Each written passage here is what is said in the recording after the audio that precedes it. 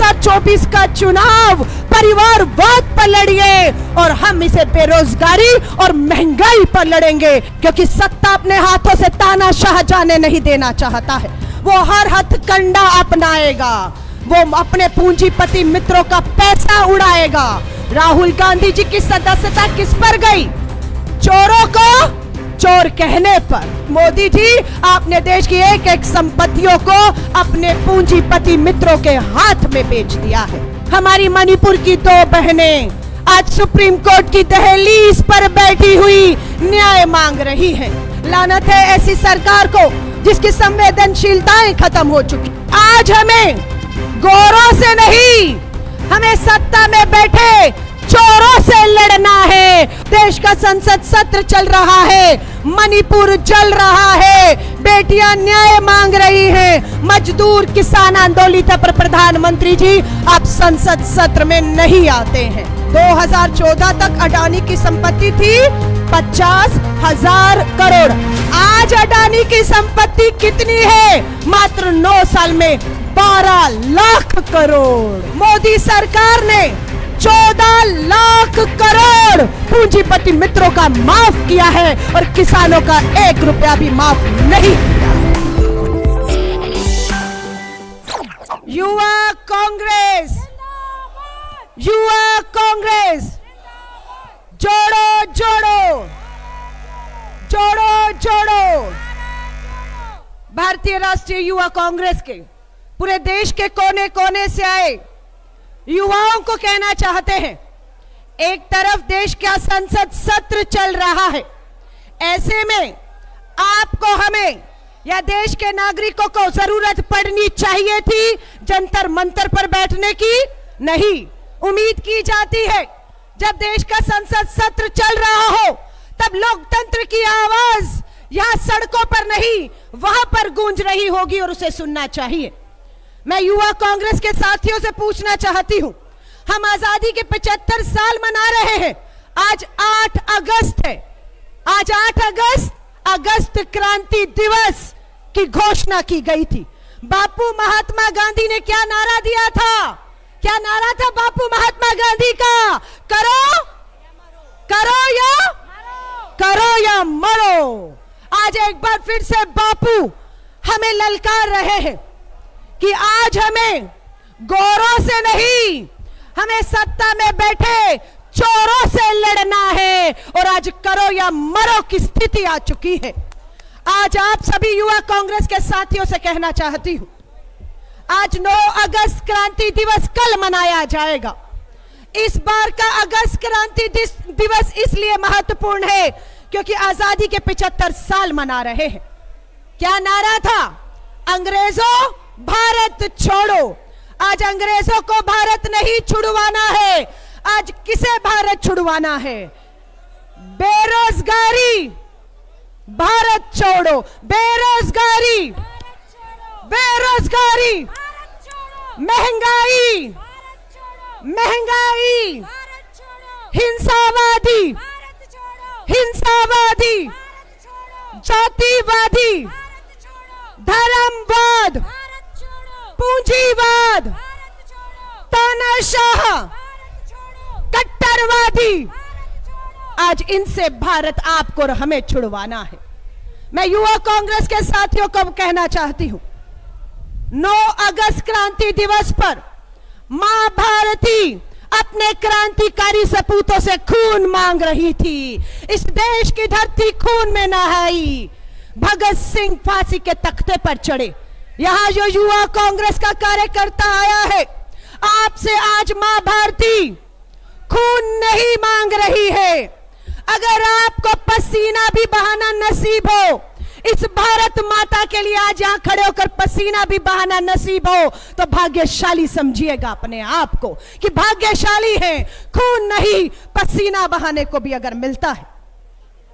अभी कुछ देर में आपके हमारे नेता श्री राहुल गांधी जी संसद सत्र में उनकी आवाज गूंजेगी। एक तरफ हमारा नेता संसद में यहाँ के मजदूर, गरीब, किसान, बेरोजगार किसान के साथ मणिपुर की हमारी बहनें, हमारी मणिपुर की 2 बहनें आज सुप्रीम कोर्ट की दहलीज पर बैठी हुई न्याय मांग रही है। प्रधानमंत्री जी बेटी बचाओ का नारा देते हैं। पूछना चाहती हूँ युवा कांग्रेस के साथियों से, क्या उन दोनों बेटियों को प्रधानमंत्री जी के आवास पर प्रधानमंत्री जी के साथ बैठे हुए प्रधानमंत्री जी का सर उन बेटियों के सर पर, हाथ उनके सर पर देखना चाहते थे? लेकिन प्रधानमंत्री जी आप इतने असंवेदनशील हैं, आपको राजनीति से फुर्सत नहीं, आपको बेटियों से मिलने की फुर्सत नहीं। आज दोनों मणिपुर की बेटियां सुप्रीम कोर्ट की दहलीज पर न्याय के लिए बैठी हुई हैं। लानत है ऐसी सरकार को जिसकी संवेदनशीलताएं खत्म हो चुकी। आज युवा कांग्रेस का जो देश भर का यहां से कार्यकर्ता आया है, मैं आप सबसे कहूंगी, आज आपके और हमारे कंधों पर यह जिम्मेदारी है कि देश के संविधान को हमें बचाना है, देश के खत्म होते लोकतंत्र को हमें बचाना है। और ललकार के प्रधानमंत्री जी को सोती हुई सत्ता को जगाइए। प्रधानमंत्री जी 12 दिन हो रहे हैं, देश का संसद सत्र चल रहा है, मणिपुर जल रहा है, बेटियां न्याय मांग रही हैं, मजदूर किसान आंदोलित है, पर प्रधानमंत्री जी आप संसद सत्र में नहीं आते हैं। मैं अपने युवा कांग्रेस साथियों को बताना चाहती हूं, संसद में लिखित में प्रश्न पूछा गया कि जब देश आजाद हुआ 1947 से 2014 तक मनमोहन सिंह जी की सरकार तक देश पे कुल कितना कर्ज था।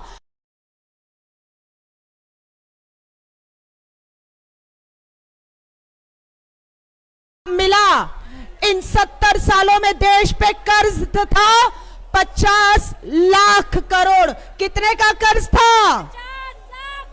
आजादी से लेकर 2014 तक 50 लाख था। और मात्र पिछले 9 सालों में भाजपा की सरकार पर होते हुए देश पे कर्ज कितना हो गया? 1,50,000 करोड़। 1 लाख करोड़ का कर्ज मात्र पिछले 9 सालों में बढ़ा है इस देश के ऊपर। यह आपको जानना होगा। मोदी जी के पूंजीपति मित्र, खुलासा हुआ है संसद में, वित्त मंत्रालय ने लिखित में दिया है, अडानी की संपत्तियां कितनी थी? 2014 तक अडानी की संपत्ति थी 50,000 करोड़। कितनी थी? 2014 तक अडानी की संपत्ति थी 50,000 करोड़। आज अडानी की संपत्ति कितनी है? मात्र 9 साल में 12 लाख करोड़। कितनी है? 50,000 करोड़ का मालिक आज 12 लाख करोड़ का मालिक बन चुका है, क्योंकि मोदी जी आपने देश की एक एक संपत्तियों को अपने पूंजीपति मित्रों के हाथ में बेच दिया है। आज संसद भवन में वित्त मंत्रालय ने लिखित में एक बार फिर दिया है कि देश के सरकारी बैंकों में कितना कर्ज किसानों का और कितना कर्ज पूंजीपति मित्रों का माफ किया है। वित्त मंत्रालय लिख कर देता है कि पिछले 9 सालों में मोदी सरकार ने 14 लाख करोड़ पूंजीपति मित्रों का माफ किया है और किसानों का 1 रुपया भी माफ नहीं किया है। राहुल गांधी जी की सदस्यता किस पर गई? चोरों को चोर कहने पर। चोरों को चोर कहेंगे, चोर को सजा नहीं होगी, आपको सजा होगी।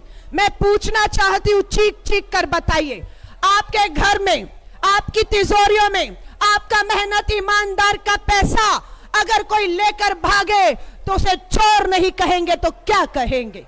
राहुल गांधी जी ने नीरव मोदी, ललित मोदी, जो आपका हमारा सरकारी बैंकों में मजदूर किसान का पैसा था, उसे लेकर वो भागे या नहीं भागे? वो चोर है या नहीं है? राहुल गांधी जी ने संसद में खड़े होकर ललित मोदी, नीरव मोदी को चोर कहा। मानहानि किसकी हो गई? मोदी जी और भाजपाइयों की मानहानि हो जाती है, मानहानि हो जाती है। एसपीजी सुरक्षा खींची राहुल जी की, सरकारी बंगला छीना, सदस्यता छीनी, 2 साल जेल भेजने की तैयारी में बैठी थी भाजपा सरकार, पर सुप्रीम कोर्ट पहुंचते पहुंचते हमें पता था सत्य की जीत होगी, न्याय की जीत होगी, और यह जीत लोकतंत्र की जीत है, राहुल गांधी और इंडिया की पहली जीत है। मैं आप सबसे कहूंगी, आपका नेता राहुल गांधी दिन रात आपके लिए लड़ रहा है। आप अगर उसके बराबरी का भी नहीं तो एक कदम पीछे ही उतना भी। हरियाणा में जाति और धर्म के नाम पर यह मात्र इनकी शुरुआत है। प्रधानमंत्री जी कहते हैं 2024 की लड़ाई परिवारवाद पर होगी। चुनौती दीजिए प्रधानमंत्री जी को कि हमें आपकी चुनौती स्वीकार है। आप जाइए 2024 का चुनाव परिवारवाद पर लड़िए, और हम इसे बेरोजगारी और महंगाई पर लड़ेंगे, देश के मुद्दों पर लड़ेंगे। देखते हैं भारत किसके साथ खड़ा हुआ है। मुद्दों से भटकाने की कोशिश हो रही है। राहुल गांधी जी की आवाज संसद में जब एक बार फिर गूंजेगी, मान लीजिएगा विश्वास कि पूरे देश का युवा, बेरोजगार, किसान, जवान एक बार फिर से उसे ताकत मिलेगी। मैं आप सभी को कहूंगी, एक रहिएगा और अपनी दिशा,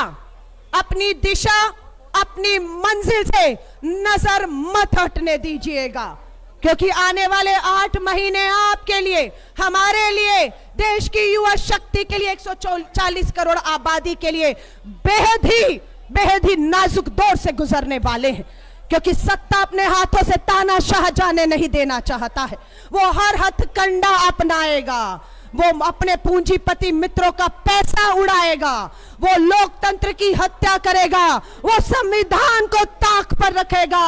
और आप सबके अंदर अगर खून अभी पानी नहीं हुआ है तो उस खून को उबलने दीजिएगा। लेकिन हमें गांधी की पार्टी में है, हम सत्य और अहिंसा के रास्ते पर चलेंगे। हमें बंदूक, हथियार नहीं उठाने, हमें इस लोकतंत्र में सत्य और अहिंसा के रास्ते पर जाकर आवाज उठानी है। हम वो आवाज उठाएंगे और मुंह तोड़ जवाब उन्हें भी देंगे जो आज हथियारों के दम पर, जाति और धर्म के दम पर इस देश को अराजकता और आग में झोंकना चाहते हैं। मैं आप सभी से कहूंगी, युवा कांग्रेस के राष्ट्रीय अध्यक्ष मेरे छोटे भाई बीबी श्रीनिवास जी को, प्रभारी कृष्णा अलावारू जी को, हर प्रदेश से आए प्रदेश अध्यक्ष, जिला अध्यक्ष, राष्ट्रीय कार्यकारिणी, सभी से कहूंगी, आप यहां पर हैं तो आप मत सोचिएगा 10:30 बजे का कार्यक्रम था, घर में लाइव देख रही थी आपको। मैं अकेली नहीं, युवा कांग्रेस के मनु 1.5 मिलियन फॉलोअर खाली ट्विटर पर है। मैं ठीक कह रही हूं? 15 लाख लोग मात्र ट्विटर, फेसबुक पर और देश के कोने कोने में यहां पर आए आप लोगों को देख रहे हैं, क्योंकि वो नहीं आ पाए किन्हीं कारणों से, लेकिन वो आपसे उम्मीद लगाए बैठे हैं कि हम नहीं पहुंचे, पर हमारा भाई संसद के बाहर दिल्ली की दहलीज पर आकर अपना लठ लेकर बैठ गया है और इस तानाशाह को मजबूर करेगा। जो संसद से भाग रहा है उसे संसद की चर्चा में सन।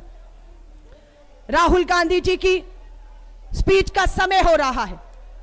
यह तानाशाह कितना कायर और डरा हुआ है, एक और खुलासा करके बात खत्म करूंगी।